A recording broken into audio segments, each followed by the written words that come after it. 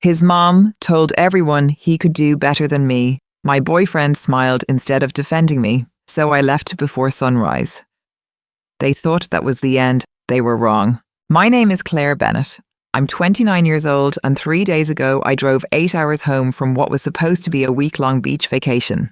I was meant to spend 7 days with the man I thought I'd marry, but I left after only 3. The surprising part wasn't the long, silent drive home. It was the peace. Somewhere between a lonely stretch of highway and a roadside coffee stop, I realized I wasn't mourning the relationship itself. I was mourning the future I'd imagined for us. Looking back, I know everything ended at one dinner table. It simply took me 8 hours alone in my car to finally admit it. Ethan Carter and I had been together for 2.5 years. I would have described us as steady rather than perfect. We rarely fought, supported each other through everyday problems, and talked about marriage as something that would happen naturally when the time was right. About a year earlier, Ethan had moved into my apartment. The lease stayed in my name because I'd rented it long before we met, and since I earned more working in information technology, I covered the rent while he contributed to utilities and groceries. Money had never been an issue between us. We always believed we were facing life's problems together, and for a long time, I never questioned that. When Ethan told me about his family's annual beach reunion, he made it sound like an important milestone. "My grandmother's finally going to meet you," he said while we cooked dinner one evening. "Everyone's excited. I hope they like me." "They will. They're finally going to see how serious we are." Those words stayed with me. This trip felt like more than a vacation. It felt like the moment I would stop being Ethan's girlfriend and start becoming part of his family. I wanted to make a good impression, so I took a full week off work and drove us there because Ethan's car was still in the repair shop after an accident. Before we left, I spent an afternoon picking out thoughtful gifts: a bottle of Napa Valley wine for his parents, a beautifully illustrated World War II history book for his grandfather, and imported chocolates for everyone to share. None of it was extravagant. I simply wanted his family to know I cared. I smiled, hoping he was right. As I loaded the gifts into the trunk, Ethan laughed. "You know, my family would have been happy if you just showed up." "I know," I said with a smile. "But first impressions matter." Hall kissed my forehead, squeezed my hand, and said confidently, "They're going to love you." The drive to the beach house took nearly 8 hours, filled with music, lunch stops, and our usual playful arguments over podcasts. It felt like every road trip we'd ever taken, comfortable, familiar, and effortless. When we arrived, the house was already buzzing with relatives. Children raced across the yard with pool toys, someone was grilling outside, and laughter drifted in from the back deck. It felt less like a vacation rental and more like a family tradition that had been passed down for years. Ethan introduced me to everyone. His father, Richard, welcomed me warmly, and his grandfather was genuinely delighted with the World War II history book I'd brought him. Watching him flip through the pages with a smile eased my nerves, and for a while I believed Ethan had been right. Maybe this really was the beginning of becoming part of his family. Everyone welcomed me warmly except Diane. She smiled when we were introduced, but there wasn't any warmth behind it. From the moment our eyes met, I had the uneasy feeling she'd already made up her mind about me. "So you work in IT?" she asked while we unpacked groceries. "I do." "Planning to stay in that career?" "I enjoy it." She simply nodded with a quiet, dismissive, Later, she glanced toward my Honda in the driveway. "You drove all the way here in that?" "It gets me wherever I need to go." She smiled again, but it felt more like criticism disguised as politeness. I tried convincing myself I was imagining things. Every family had someone who was difficult. That evening, I mentioned it to Ethan while we unpacked. "I don't think your mom likes me." He barely looked up from his suitcase. "She's like that with everyone. Don't take it personally." I wanted to believe him, so I did. The first full day passed surprisingly well. Richard and I talked about hiking for nearly an hour. His uncle jokingly accused me of cheating after I beat him at cornhole, and his cousins pulled us into a volleyball game on the beach.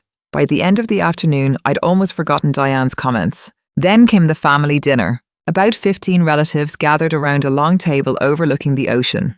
The atmosphere was relaxed until Ethan's uncle grinned across the table and asked, "So when are you finally going to propose to Claire?" People laughed, someone joked about taking bets, and I looked at Ethan, expecting our usual answer. Before he could speak, Diane calmly raised her wine glass. "Hopefully never." The room fell silent. No one reached for a glass. No one laughed. Every face turned toward Ethan, waiting for him to stop his mother. He didn't.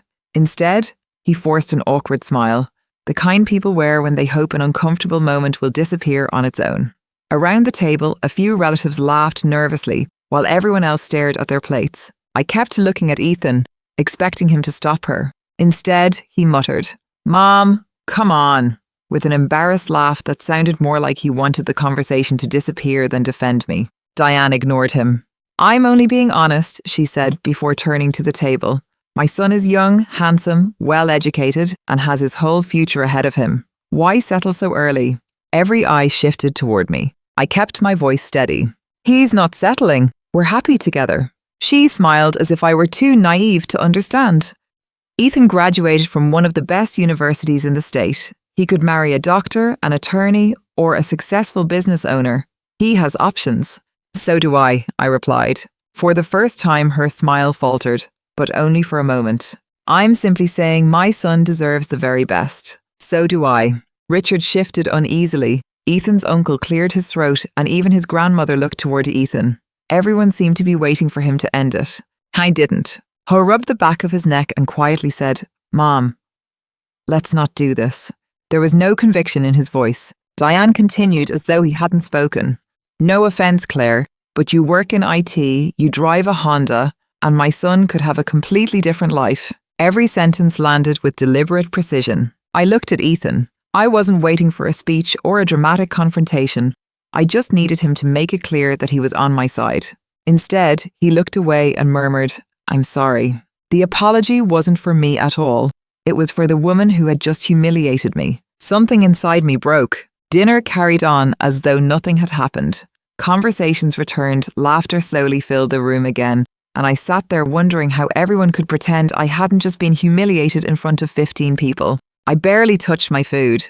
When dinner ended, I quietly helped clean up before going upstairs. 20 minutes later, I pulled my suitcase from the closet and started packing. By then, I wasn't angry anymore. I was simply certain I couldn't spend another night in that house.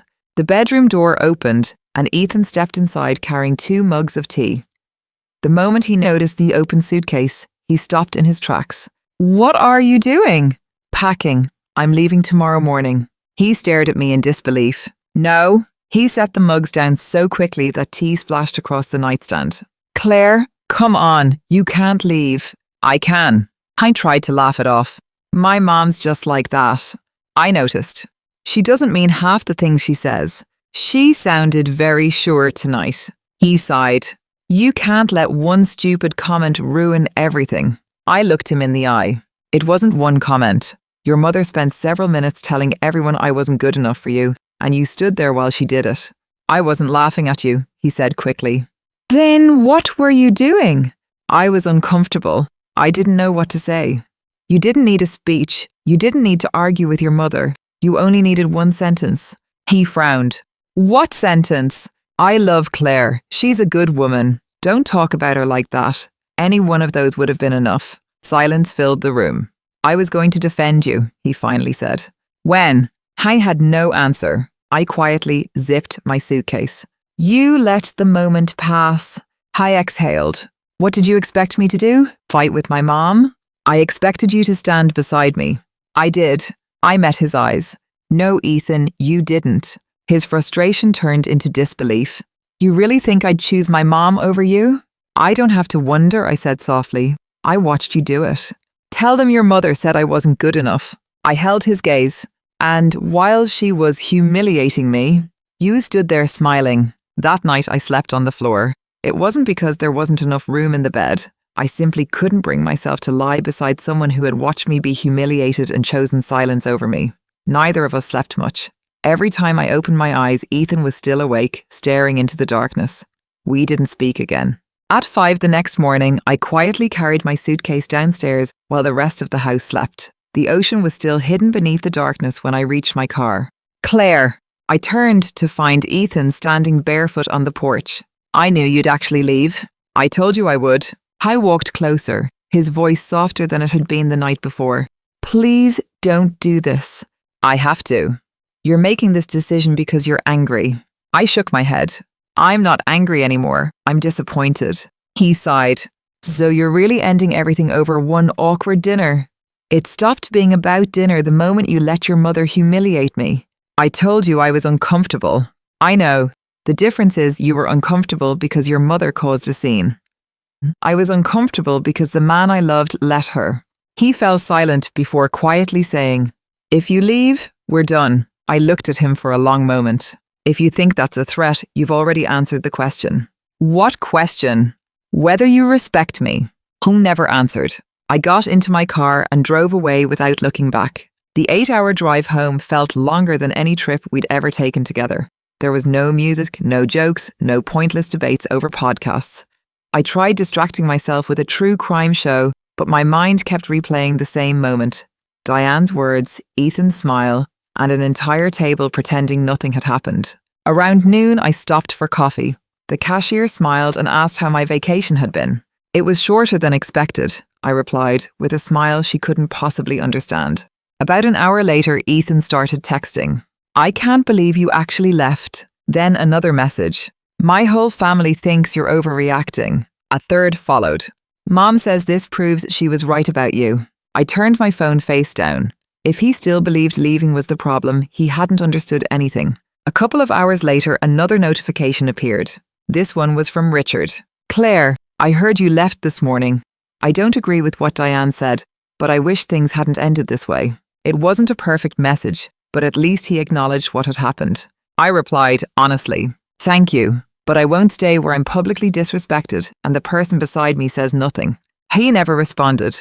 Somehow I understood why. Later that afternoon, Ethan's younger sister, Emily, texted me. "Ethan's been crying since you left." Then came another message. "You really ended everything over one joke?" I answered immediately. "Your mother said I wasn't good enough for Ethan. He stood there and let it happen. That isn't a joke." She replied that Diane had always been like that, and everyone in the family had simply learned to ignore her. I looked out at the highway before typing one final response. "I don't need thicker skin. I needed a boyfriend who would have stood beside me." Emily answered with one last message. "You're expecting too much." I didn't reply again. If loyalty had become an unrealistic expectation, there was nothing left to say. I reached my apartment that afternoon and was struck by how normal everything looked. The couch, the framed photos, the coffee mugs drying beside the sink, even Ethan's jackets hanging in the closet were exactly where we'd left them. The moment I stepped inside, the apartment looked exactly as I'd left it, but it no longer felt like home. I sat on the edge of the bed and finally allowed myself to cry, grieving not Ethan, but the future I'd spent years believing we would have together. 4 days later, after the family vacation officially ended, someone knocked on my door. I already knew who it was. Ethan stood outside. Diane stood beside him. She smiled as though she'd done nothing wrong. "Can we come in?" Ethan asked. "You can," I answered, looking at him. Then I turned to Diane. "She can't." Her smile vanished. "Excuse me?" "You heard me. I drove 3 hours. And you still haven't apologized for telling everyone I wasn't good enough for your son." She folded her arms. "I was trying to protect him." "From what?" I asked calmly. "A woman who loved him? A woman who helped build a life with him?" Before Diane could answer, Ethan stepped between us. "Mom, wait in the car. Give us a few minutes." I reluctantly walked away. Once the door closed behind us, Ethan looked around the apartment before taking a deep breath. "I've been thinking about everything. So have I. I know I messed up. I waited. I should have said something." The words sounded rehearsed. Then came the part I expected. "But..." He rubbed the back of his neck. "The way you left, that was extreme." I folded my arms. "You think leaving was the problem? You embarrassed me in front of my family. I left before sunrise." "You know what I mean." "No, I honestly don't." He sighed. "They all think you hate them." "I don't hate them. I just refuse to let them treat me that way." "You could have stayed and talked." "I tried. I kept waiting for you to speak." His shoulders dropped. I froze. "You stood there while it happened," I replied quietly. I didn't know what to do. I shook my head. "You had several minutes. Your mother insulted me again and again, and every second you stayed silent made it worse." I looked down. I was trying to keep the peace. I let out a tired breath. "No, you were trying to avoid making your mother uncomfortable. There's a difference." For a long moment, neither of us spoke. Finally, he asked quietly, "So, what happens now?" I looked at him for a few seconds before answering. I think you already know. He searched my face, hoping I'd change my mind. I don't want this to end. I didn't want it to end either, I admitted. But I wanted a partner who would have stood beside me when it mattered most. He swallowed hard. I'll talk to my mom. You should. I'll make her apologize. I shook my head. No. I looked confused. No? If she apologizes because you pressure her into it, it doesn't mean anything. I don't need forced words. I needed respect when it mattered. His shoulders slumped. So there's nothing I can do? There was. I smiled sadly. It was that night. Silence settled between us again. Eventually, he nodded. I guess I lost you before I even realized it. You lost us the moment protecting your mother's feelings became more important than protecting our relationship. He stood slowly and looked around the apartment one last time. I'll come back for my things on Saturday. I'll have everything packed. He lingered at the door for a second, as if waiting for me to stop him. I didn't. When the door finally closed behind him, the apartment felt impossibly quiet. I walked to the window and watched him climb into Diane's car. She immediately began talking, pointing toward my building while he sat silently in the passenger seat. For the first time, I didn't wonder what she was saying. It no longer mattered. 2 days later, Ethan collected the last of his belongings without another argument.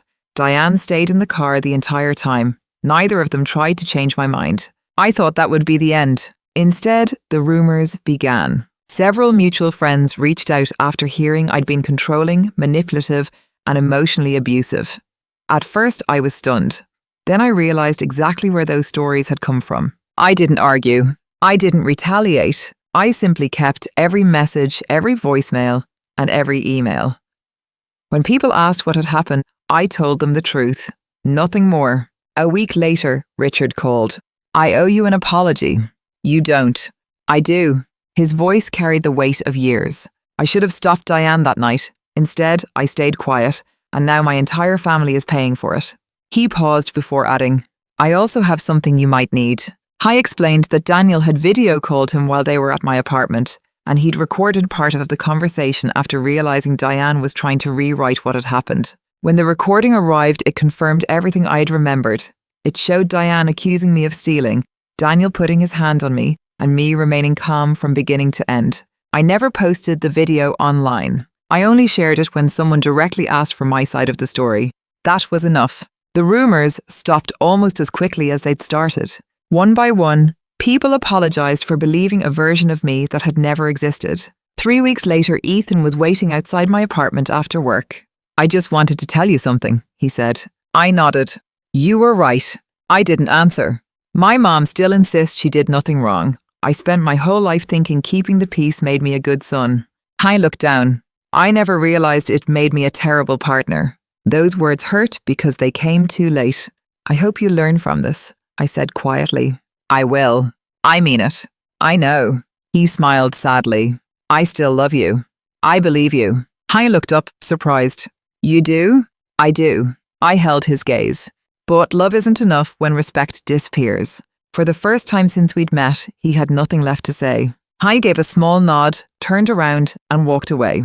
That was the last time I ever saw him. For a while, the apartment felt too quiet. Sometimes I still reached for 2 coffee mugs before remembering I only needed one. But the silence I feared slowly became the peace I'd been searching for all along. People often ask if I regret leaving before sunrise. I don't. The only thing I regret is how long I believed love meant staying silent while someone slowly convinced me I wasn't enough. Real love never asks you to disappear just to keep someone else comfortable. And I'll never make that mistake again.